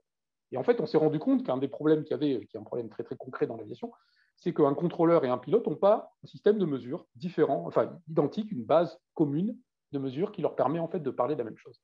Et donc, on pense qu'il y a un besoin de mettre en place un système de mesure et de simulation qui se partageait, un peu comme une source unique de vérité, à partir de laquelle les pilotes et les contrôleurs vont pouvoir bâtir des optimums collectifs.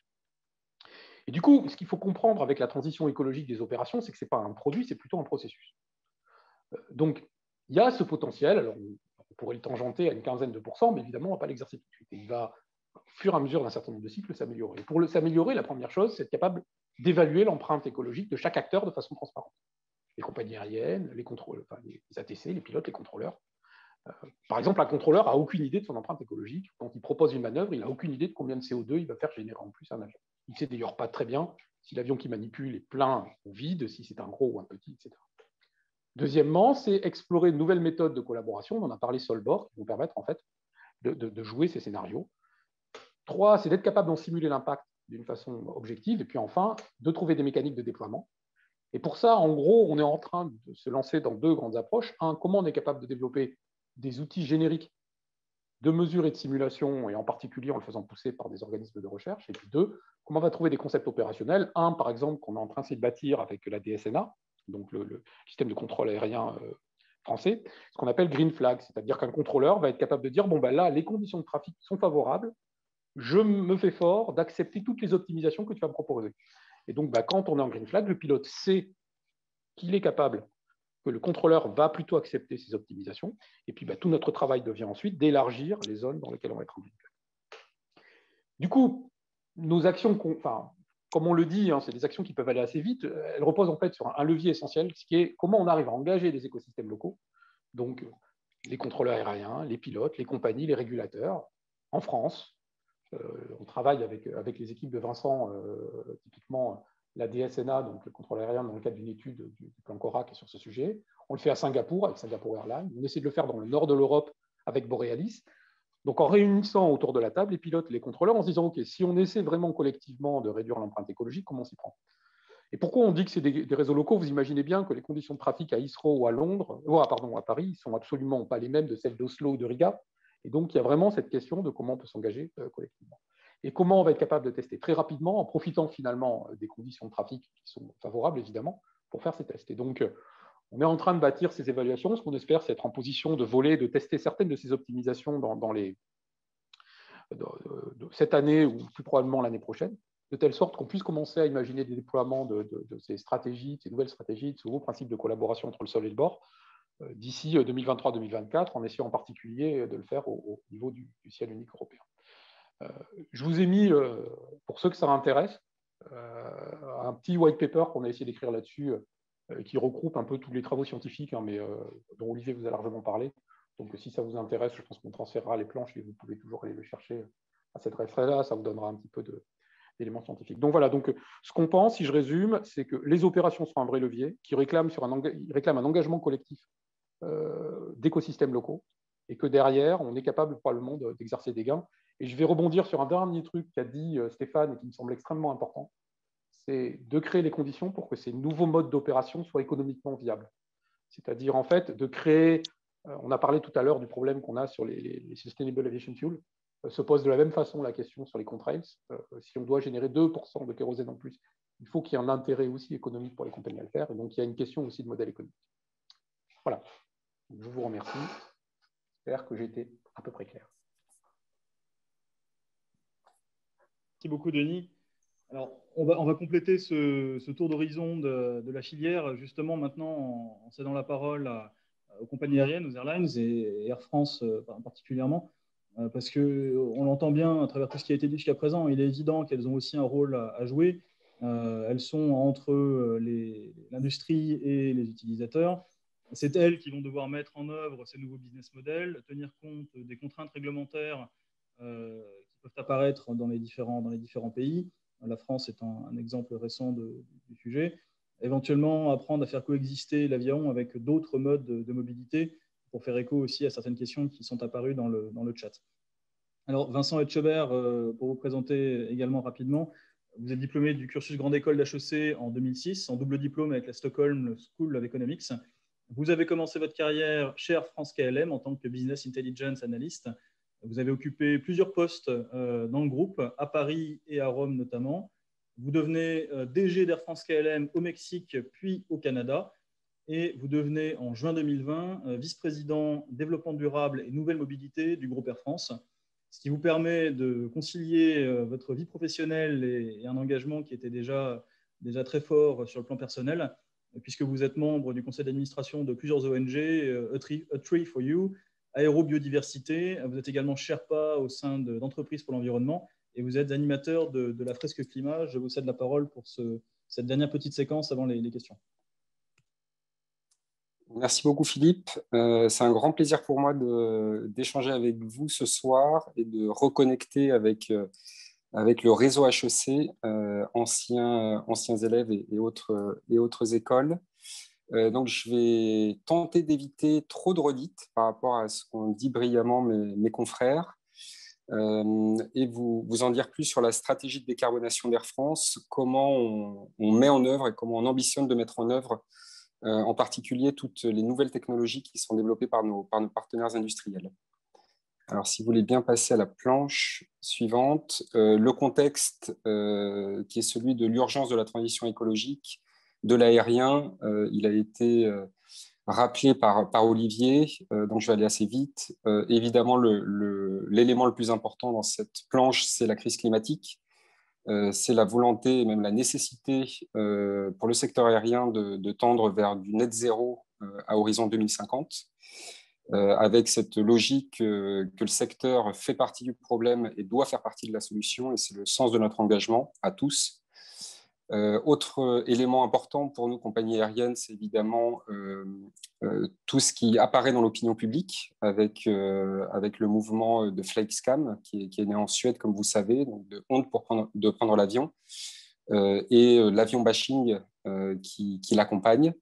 Au niveau réglementaire, comme vous l'avez dit, Philippe, beaucoup d'activités et une accélération des mesures, que ce soit en France avec la Convention citoyenne pour le climat, la loi climat et résilience, aussi au niveau européen avec le Green Deal, avec cette volonté de l'Europe de devenir le premier continent neutre en carbone, et des initiatives comme des mandats d'incorporation de SAF dont parlait tout à l'heure Stéphane, il me semble.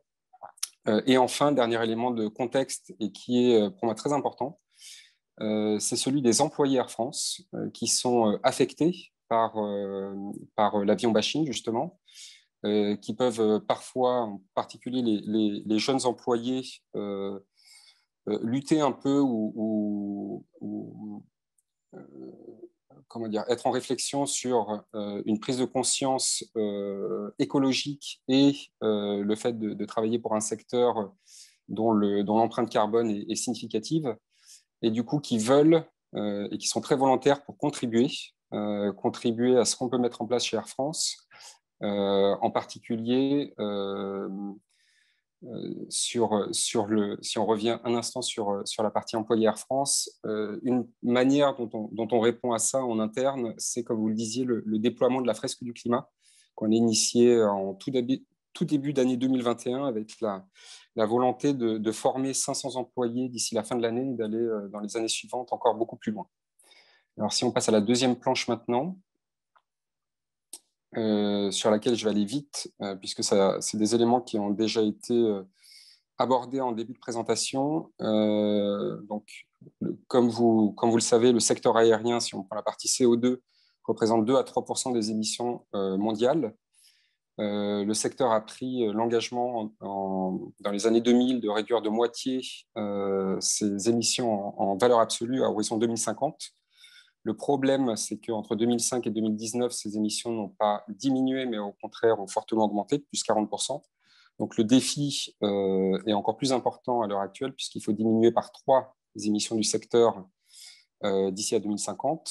Comme on l'a aussi mentionné, le secteur aérien étant un des secteurs les plus complexes à décarboner, ces 2 à 3% qui peuvent paraître faibles aujourd'hui peuvent représenter jusqu'à plus de 20% des émissions mondiales à horizon 2050. Encore une fois, si rien n'est fait ou pas assez est fait en la matière.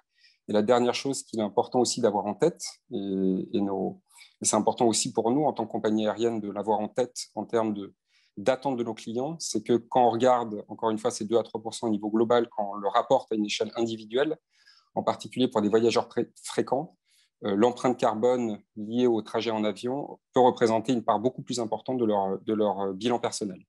Pour moi, par exemple, je pense que c'est le cas de beaucoup de voyageurs assez fréquents, ça peut représenter jusqu'à 50% de notre impact, de notre empreinte environnementale individuelle.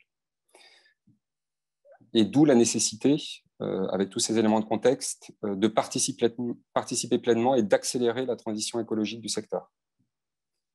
Alors, comment Air France s'y prend très concrètement pour y parvenir, si on peut passer à la planche suivante.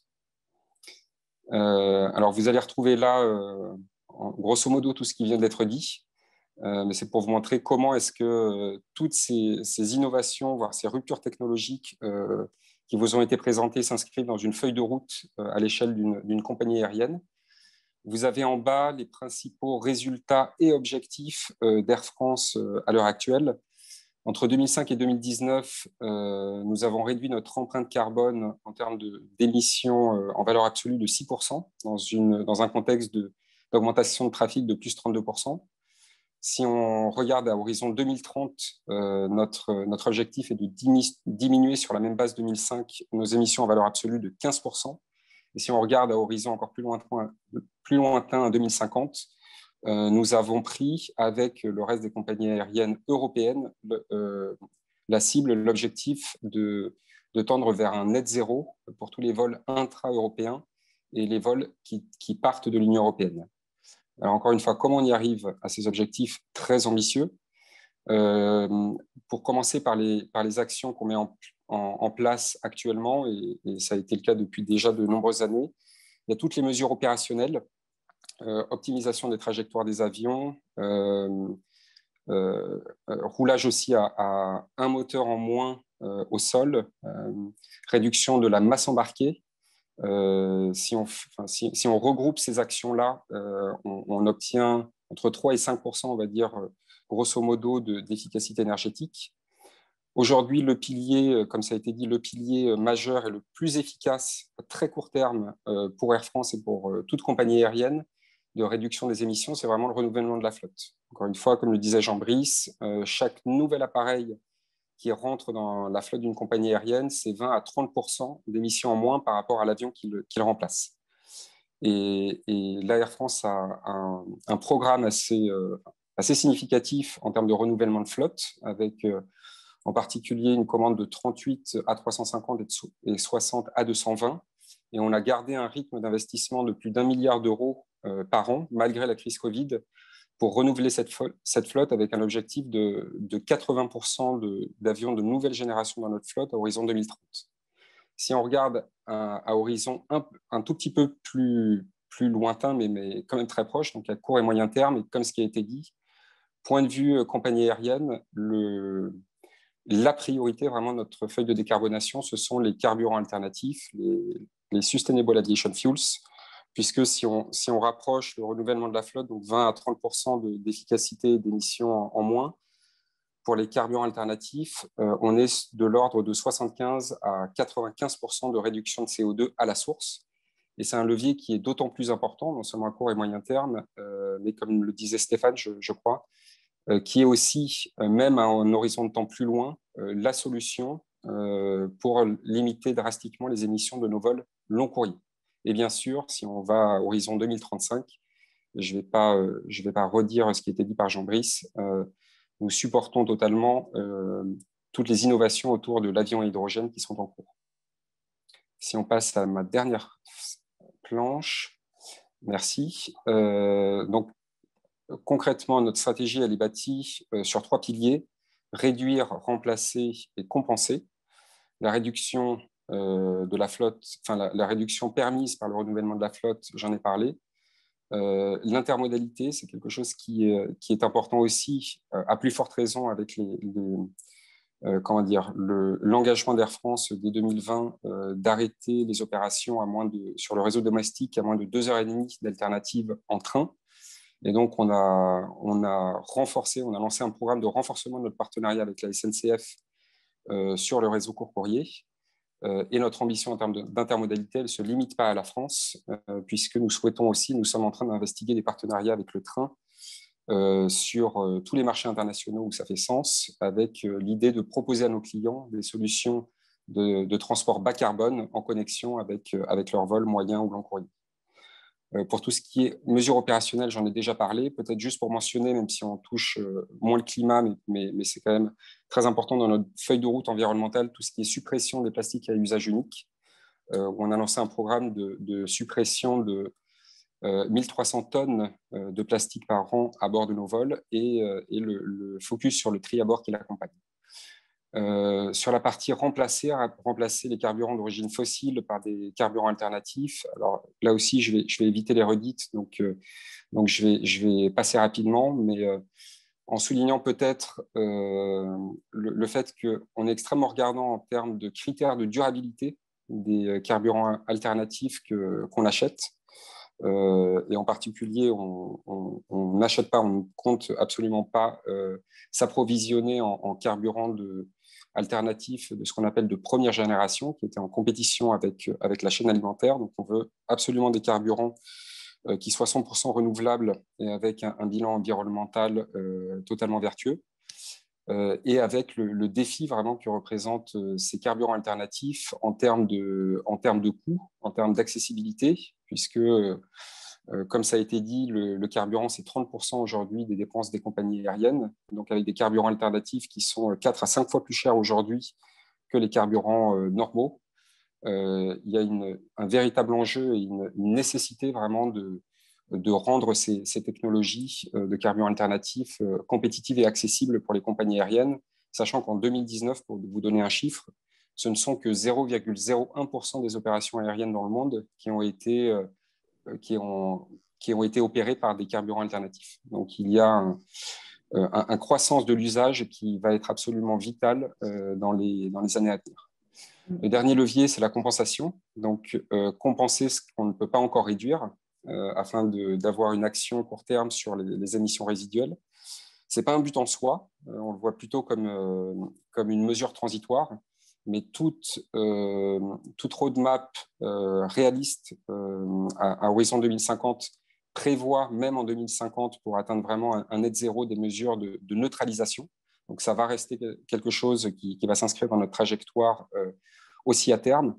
Et là, rapidement, pour vous expliquer les actions de compensation et de neutralisation côté Air France ou pour une compagnie aérienne européenne en général, on est soumis au marché carbone européen, les ETS. Et donc, dans Dans ce champ-là, ce sont 50% des émissions de CO2 intra-européennes qu'Air France compense. Demain, la mise en place de Corsia, qui va permettre des mécanismes de compensation au niveau international, donc plus seulement européen comme les ETS. Et après, il y a tout ce qui est compensation volontaire. Donc Air France a décidé le 1er janvier 2020 de contrebalancer 100% des émissions de ses vols domestiques. Et à côté de ça, on cherche aussi à offrir la possibilité à nos clients qui sont individuels ou entreprises, la possibilité donc de contribuer à réduire leur empreinte carbone, l'empreinte carbone de leur voyage, notamment en partenariat avec une association qui s'appelle E3for You, dont vous avez parlé, et qui opère des projets de forestation dans plusieurs pays du monde. On a une vingtaine de projets en collaboration avec E3for You.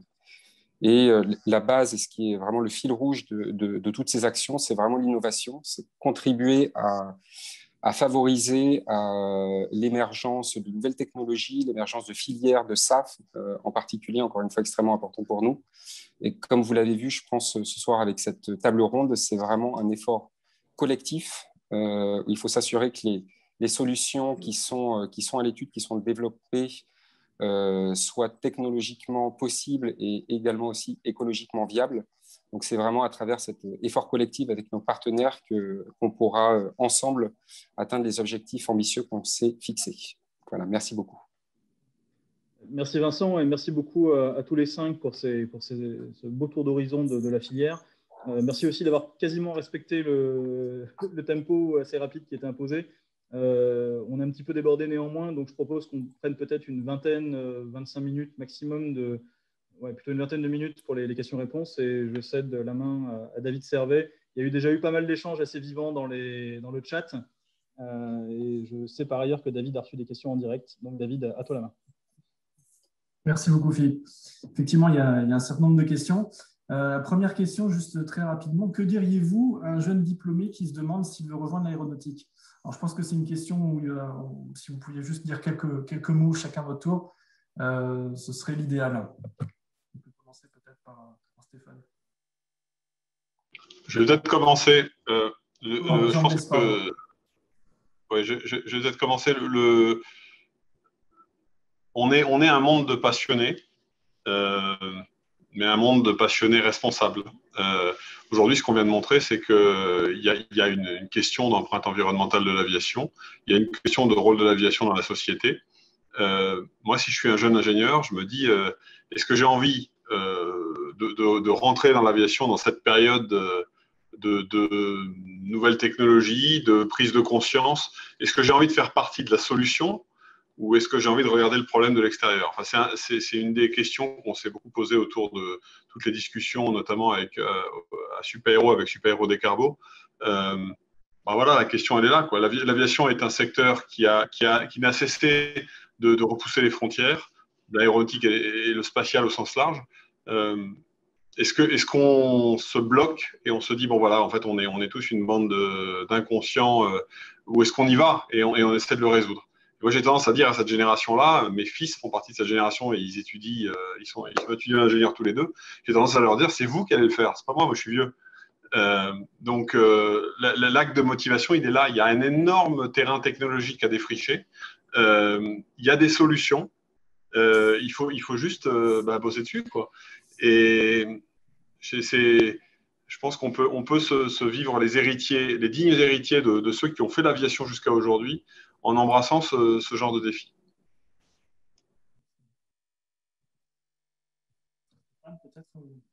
Oui, moi je vais rajouter je vais redire ce que j'ai dit, c'est-à-dire globalement l'aviation c'est un rêve. C'est à la fois quelque chose qui relie le monde. Je peux vous dire là, ça fait quasiment 2 ans qu'on n'a pas vu nos clients aux États-Unis, qu'on n'a pas vu nos équipes aux États-Unis. Bon, le Zoom, ça va 5 minutes. On ne peut pas créer des relations avec les gens si on ne les voit jamais. Alors, il y a un équilibre à trouver, mais cet équilibre-là, il inclut le fait de se voir. Donc, ça, c'est fondamental. Donc, ça, c'est la valeur qu'on veut défendre. Ce rêve et cet apport dans la modération, mais en étant fier de ce qu'on fait. Le deuxième sujet, c'est qu'il y a des leviers, comme le dit Jean-Brice, et on est dans un champ d'innovation comme on n'a jamais vécu. Ça fait 20 ans que je bosse dans l'aéronautique. on va faire des choses avec un niveau d'innovation dans les années à venir dont j'aurais rêvé quand j'étais sur la station de travail à dessiner des pièces, voilà, quand j'étais jeune. Donc, en fait, pour ces deux raisons-là, si on veut avoir un impact positif sur le monde, contribuer à la décarbonation, on ne va pas s'arrêter. J'entends des gens qui me disent on va arrêter de voler. Mais non, on ne va pas arrêter de voler. Vous savez, le monde entier, ils ne volent pas. Ils vont voler. Les Indiens, ils vont voler. Les Chinois, ils volent. Ils travaillent à Canton, ben, une fois par an, ils vont aller voir la famille dans le Nord. Et ça, vous ne pouvez pas les empêcher de le faire. Donc, 85% des émissions de la flotte, ce n'est pas l'Europe. Donc, ces gens-là, soit on a le choix, on dit on regarde ce qui se passe et ils ne décarboneront pas, en tout cas plus tard, soit on s'investit dans l'industrie pour être leader et pour faire en sorte qu'ils volent, certes, mais de manière décarbonée. Donc, c'est ça la valeur qu'on porte. Innovation, responsabilité, pour un rêve qu'on veut perpétuer.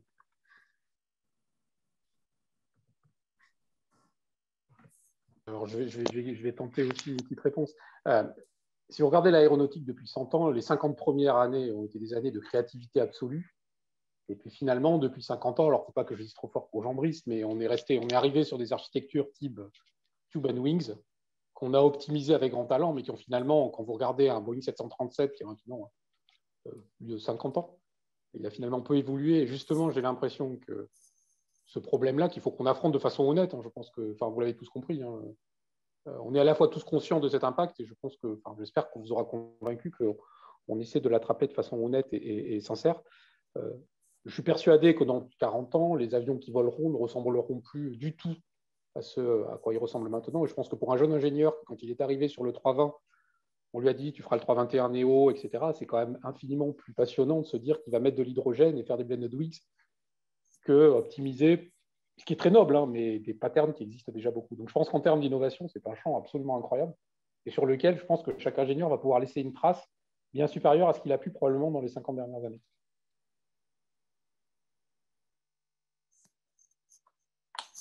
Moi, je peux dire deux mots aussi. Hein. Je pense que la technologie a un rôle très important à jouer pour décarboner l'aviation. Et je l'ai dit, hein, pour stabiliser le climat, il faut arriver au net zéro, donc à la neutralité carbone, et puis diminuer tout autant que possible les composés à courte durée de vie. Et donc là, c'est la technologie qui peut faire ça. Je pense qu'il n'y a rien d'autre. Et après, il y a une deuxième question qui se pose derrière, et je pense que ça a quand même pas mal traversé, c'est une question qui traversait pas mal dans le chat, c'est de savoir dans quelle mesure on peut passer à l'échelle ensuite par rapport à certaines des solutions proposées qui sont les biocarburants, l'hydrogène vert, ou les fuels de synthèse, etc. Mais je dirais que c'est une question qu'on peut découpler de la première. L'un n'empêche pas l'autre. L'enjeu technologique et le rôle de la technologie reste là. Merci Olivier. Vincent, ouais. Enfin, je ne vais pas redire ce qui a été dit et ce avec quoi je suis très, très d'accord. Je pense qu'à titre plus personnel, enfin, moi, si je réfléchis à pourquoi je suis rentré chez Air France à la base, c'était vraiment par passion du voyage, par passion de la découverte.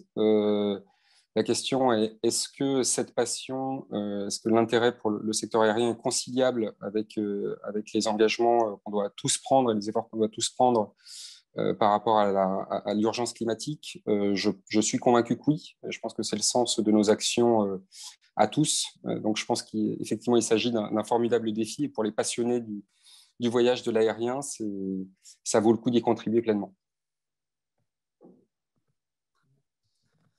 Vous en aviez aussi parlé un petit peu. Il y a une question notamment sur le flight shame, Vincent. Que pensez-vous du flight shame et en quoi a-t-il infléchi votre stratégie? Alors, évidemment, on continue à suivre évidemment ce mouvement. Je pense que pour dresser une image un peu nuancée, à la base, je pense que ce qu'il y a derrière, c'est une prise de conscience au niveau de la population, au niveau des individus, une prise de conscience de la nécessité de réduire drastiquement nos émissions, de revoir aussi nos comportements de consommation, y compris en termes de trajet aérien. Je pense que ça, c'est positif et c'est plutôt quelque chose qu'on supporte. Après, je pense qu'il faut éviter de tomber dans des écueils, qu'il est toujours dangereux de stigmatiser un secteur, surtout quand c'est un secteur qui essaie pour le coup de se mobiliser et de réduire drastiquement son empreinte. Donc je pense que l'extrême qui consiste à dire il faut arrêter totalement de voler, je ne suis pas personnellement, et je pense que personne autour de la table n'est pour cette tendance-là, puisqu'encore une fois, on reconnaît et on promeut la valeur sociétale du transport aérien. Après, encore une fois, est-ce que les changements en termes de consommation de billets d'avion doivent évoluer? Certainement. En particulier, dès le court terme, et c'est ce qu'on voit d'ailleurs quand on regarde le comportement de nos clients, de nos passagers, qui vont encore une fois favoriser des options bas carbone sur les trajets les plus courts et qui vont aussi réduire leur fréquence de voyage et arrêter de faire des week-ends à New York pour ceux qui le peuvent ou qui le pouvaient et qui vont plutôt favoriser des séjours long courriers, moins nombreux mais plus longs en termes de durée. Et je m'inscris d'ailleurs dans cette logique-là, dans cette évolution-là. Et ça, pour le coup, cette sobriété, cette consommation raisonnée, c'est quelque chose qu'on voit plutôt favorablement et qu'au contraire, on essaie d'encourager. Et on a encore du travail à faire, à communiquer, à informer sûrement mieux nos passagers, nos clients, pour qu'ils puissent avoir des décisions plus éclairées sur leur comportement d'achat. Merci Vincent. Moi, je peux faire une remarque parce que je dirais deux choses. D'abord, on a heureusement qu'on n'avait pas attendu le Facecam pour s'occuper du sujet. C'était vraiment dans le sommet de nos préoccupations. Et donc voilà, maintenant, je suis d'accord avec le fait que la société va vers une conscience accrue des défis du changement climatique. Et ça, c'est très bien. Et nous faisons partie de la société et prenons notre part. Ce qui me gêne avec le flight shame, c'est qu'à un moment, ça atteint des proportions telles qu'on a l'impression que l'aviation est le problème numéro un. Et là, factuellement, ce n'est pas le cas. Donc, en fait, quand on commence à se focaliser sur un sujet qui est un sujet important et qu'il faut traiter, mais qui est un sujet à 2-3%, d'accord ? Donc, ça veut dire quand on l'a fait, quand on a des débats sans fin sur les vols de 4h30, etc. Mais quand on fait l'étude d'impact, on dit attendez, are you kidding? Alors heureusement, dans la discussion sur la loi climat, j'ai noté que ce sujet-là était un peu passé au second plan pour regarder la totalité des actions et celles qui ont le plus d'impact. Mais à un moment, on est un peu dans l'accessoire et dans le symbolique. Donc ça, il ne faut pas aller dans ce travers-là. Parce qu'on perd de vue l'important, c'est que chacun travaille sur les leviers en due proportion. Et nous, je peux vous garantir qu'on est à la tâche. Donc tant que sensibilité au sujet, essayer de raisonner ces pratiques très bien, prendre la politique du bouc émissaire ou du symbole, là, je pense qu'on loupe la cible. Merci Stéphane. Peut-être Denis, quelques mots?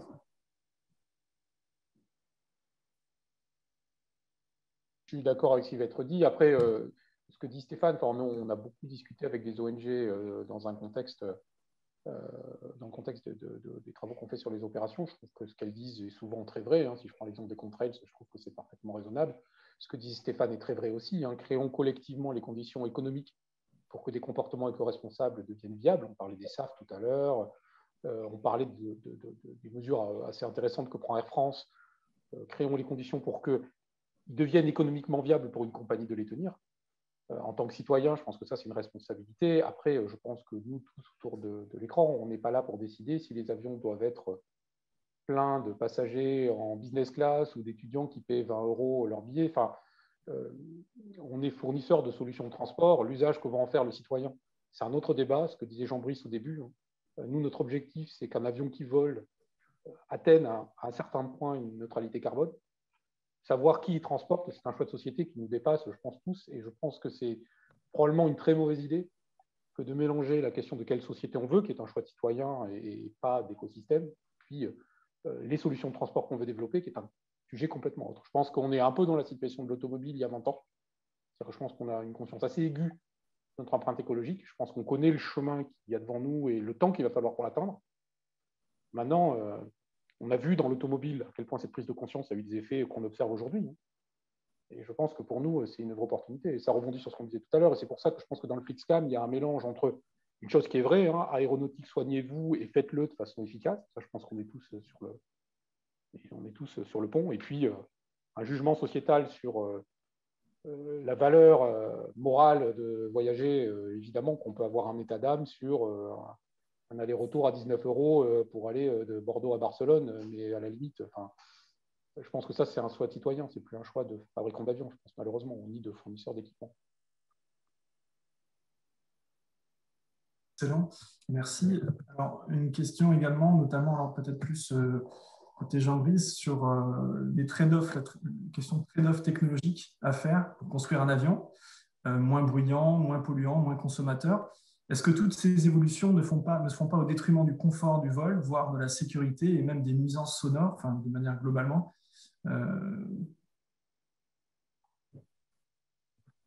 Oui, j'y ai un peu répondu déjà sur le chat. D'accord. On va commencer par la sécurité.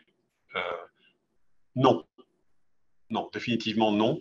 On parle de tout ce qu'on veut, de notre empreinte environnementale, de tout ce que vous voulez. La sécurité, non. C'est sur la sécurité qu'on a construit le transport aérien. C'est-à-dire, c'est notre fondation. Accessoirement, quelque chose que vous ne savez peut-être pas tous, mais dans une entreprise aéronautique, le directeur technique est le premier qui va en tôle s'il y a un problème. Donc, ça fait maintenant 9 ans que je suis head of design, comme on dit.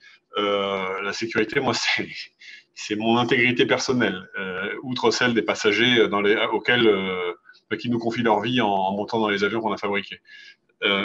Donc, la sécurité, non.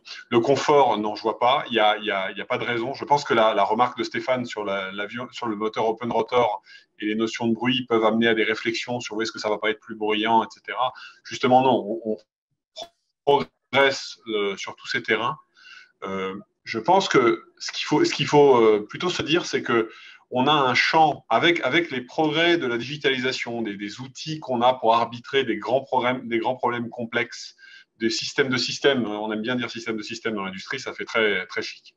On a un champ d'arbitrage qui est beaucoup plus large. Et on est capable de regarder un optimum ou des optima beaucoup plus globaux que ce qui était souvent l'obsession de l'aviation, qui était la perfo, quoi. Il faut un bel avion qui vole bien. Marcel Dassault l'a dit, hein, quand l'avion est beau, il vole bien, et puis voilà, c'est fait. Non, là, on a besoin de regarder, je reviens, enfin Denis l'a bien dit, hein, je reviens à la notion de la trajectoire. On a besoin de regarder comment on peut optimiser la performance de l'avion sous un autre prisme, comment on peut regarder beaucoup plus de paramètres pour avoir à la fin une espèce de bilan environnemental de l'avion. Et si on va plus loin, on met le bilan environnemental industriel de la fabrication de l'avion. Il y a eu des questions sur le recyclage de l'avion. Oui, les avions sont recyclés et on en recycle plus de 95% aujourd'hui quand on envoie un A320 chez Tarmac à Tarbes.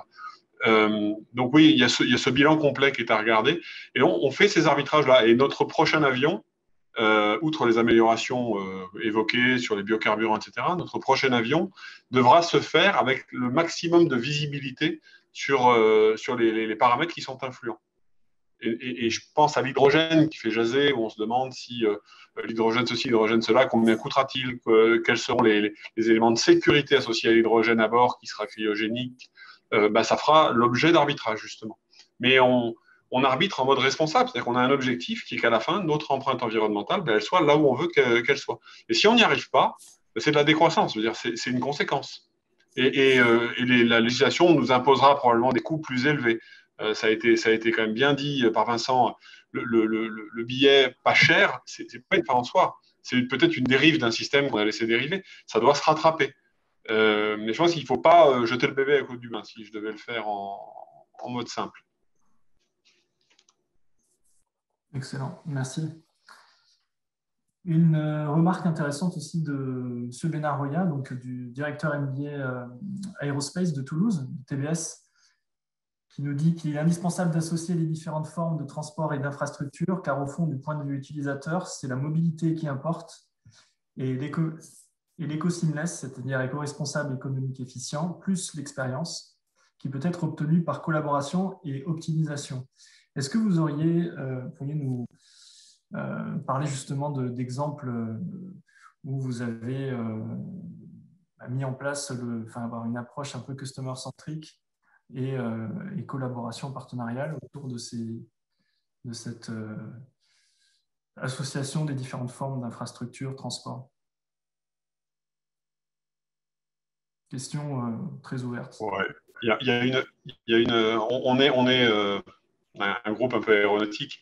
Le ministère des Transports, Jean-Baptiste Djebari, nous a convoqué quelques fois, et j'y vais, en ce qui me concerne, j'y vais en représentant la filière aéronautique, à un comité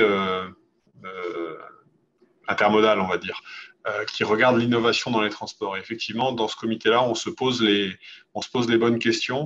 On essaie d'éviter la concurrence train contre avion, qui est bon. Alors ça a été mis en épingle dans la presse, et les 3h30, 2h30, 4h30 sont devenus des grands symboles, mais encore une fois, ce n'est pas l'essentiel des émissions de l'aviation. Il faut plutôt regarder comment on peut se compléter, sachant que sans faire de polémique facile, le train, c'est un impact environnemental pour faire des lignes, c'est quand un train est planté, les trains derrière ne peuvent pas le doubler. Les moyens de transport existants sont très complémentaires. Barbara Pompili hier faisait une évocation du ferroutage. Tout ça, ça doit se penser système, ça se penser global. On est un acteur de cet ensemble de systèmes. Et oui, on participe à des discussions. Je serais malhonnête en disant qu'elles sont ultra avancées, qu'on collabore et que effectivement cette belle ligne du départ à l'arrivée en passant par plusieurs moyens de transport en mode très seamless existe. Mais c'est bien un objectif avec plusieurs éléments, quoi, avec notamment l'empreinte environnementale optimisée de l'ensemble. Aujourd'hui, les polémiques en cours ont tendance à nous pousser un peu dos à dos, alors qu'on a plutôt intérêt à collaborer. Et ça, sous la houlette de Jean-Baptiste Djebari et plus généralement du ministère de la Transition écologique, ça commence à prendre forme. Très bien, merci. Peut-être des remarques ou d'autres commentaires?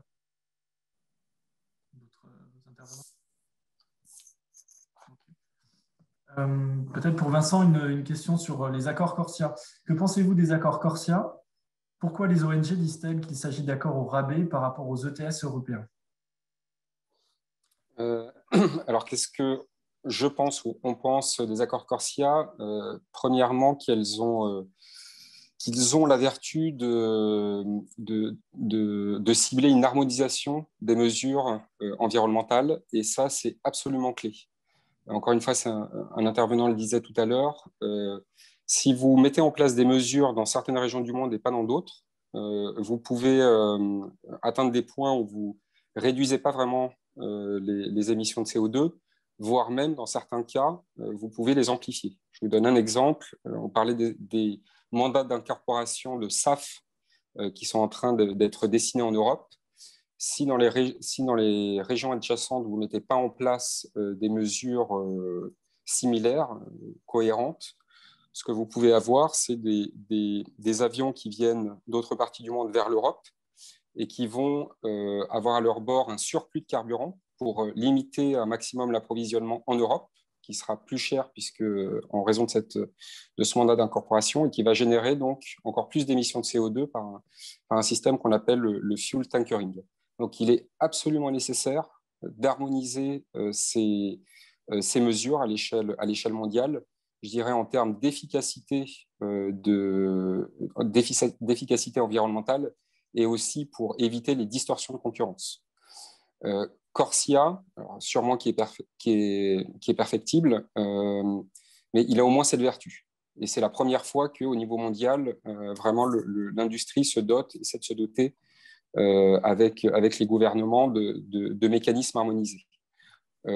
Aujourd'hui, il faut avoir en tête que seulement, entre guillemets, 77% des pays, enfin 77% des émissions de CO2 sont couvertes par des pays signataires de CORSIA. Donc, il y a déjà un vrai enjeu à ce que des grands pays comme la Chine, comme la Russie, comme l'Inde souscrivent à ce genre d'accord, ce qui n'est pas aujourd'hui, le cas aujourd'hui. Après, en ce qui concerne les critiques faites à CORSIA, il y en a principalement deux. C'est les critères les critères de durabilité utilisés pour la sélection des carburants alternatifs. Et là, il y a effectivement une vraie importance à regarder de près ce sujet, parce que l'idée, en tant qu'industrie, on doit vraiment sélectionner les critères les plus exigeants. Et la deuxième chose, c'est le poids qui est donné aux compensations, donc ce qu'on appelle les mesures de marché. Et là, les critiques qui sont faites par un certain nombre de parties prenantes, c'est de dire, avec ces mesures de marché, les compagnies vont être incitées à payer des compensations plutôt que de se pencher sur leur réduction d'émissions à la source. Je peux vous dire en tant qu'Air France, et je pense au nom de beaucoup de compagnies aériennes, que ce n'est pas du tout l'orientation qui est choisie, notamment parce que le prix des compensations vont s'envoler dans les années à venir. Donc la priorité pour les compagnies aériennes, c'est bien de réduire au maximum les émissions, et ces mesures de compensation transitoires vont être nécessaires pour accompagner notre trajectoire. Okay, super, très bien. Merci beaucoup, Vincent. J'en profite pour vous remercier tous et puis de laisser la parole pour la conclusion à Philippe. Merci encore. Bon, je vais évidemment ajouter mes remerciements au tien, David, à vous 5 pour ce panorama très complet des efforts de l'industrie pour résoudre cette question et vraiment de donner une vision d'une filière responsable qui a conscience des enjeux et qui agit pour essayer d'y faire face. En tant que citoyen, je trouve ça extrêmement encourageant. David, évidemment, on l'a dit, mais c'est à toi qu'on doit cette soirée à l'origine. Donc, merci beaucoup d'avoir pris tout le temps pour le pôle aéro des HEC. Merci. C'est à nous tous, donc merci beaucoup. Merci à tous. Merci également à toutes les personnes qui nous ont écoutés. J'ai cru voir que vous étiez quasiment 200 à un moment, donc merci d'avoir consacré du temps pour ça. J'ai voulu gagner du temps et je ne vous ai pas fait la page de pub habituelle sur le club Aérospace Défense et Sécurité. Je ne vais pas la faire maintenant en rattrapage parce qu'au moins un de nos intervenants est déjà 15 minutes en retard sur un de ses rendez-vous clients, donc je ne vais pas prendre ce temps-là, mais quand même vous dire qu'on a plusieurs événements qui arrivent. Une soirée sur les innovations de rupture dans le spatial de défense. Pour ceux qui le savent, on l'avait prévu en mars 2020 et on l'a annulé une semaine après le début du premier confinement. Elle est toujours dans les cartons, on a vraiment envie de la faire, donc on vous en parlera bientôt. On a une soirée sur l'hydrogène dans le transport aérien, donc un focus, un deep dive dans l'hydrogène sur le transport aérien, avec peut-être aussi une dimension un peu défense, parce qu'il y a des enjeux aussi défense à la question de l'hydrogène. Je vous disais tout à l'heure en liminaire qu'il y a des vrais liens entre les questions de défense et de sécurité et les questions environnementales. L'association, enfin pas l'association, mais pardon, mais l'école de guerre travaille actuellement sur un colloque sur lequel on est en partenariat. J'essaierai de vous le relayer dès que j'aurai les idées un petit peu plus claires avec mes interlocuteurs là-bas, sur les conséquences de la crise environnementale et énergétique en termes de défense et de sécurité qui devrait se tenir en juin. Les conditions d'accès ne sont pas encore tout à fait définies, mais je vous en reparlerai bientôt. On a évidemment plein d'autres projets dans les tuyaux et surtout, on a besoin d'aide. Donc, si vous êtes intéressés, contactez-nous et on organisera ensemble les événements de demain. Merci à tous à nouveau et excellente soirée. Merci. Merci. Bonne soirée.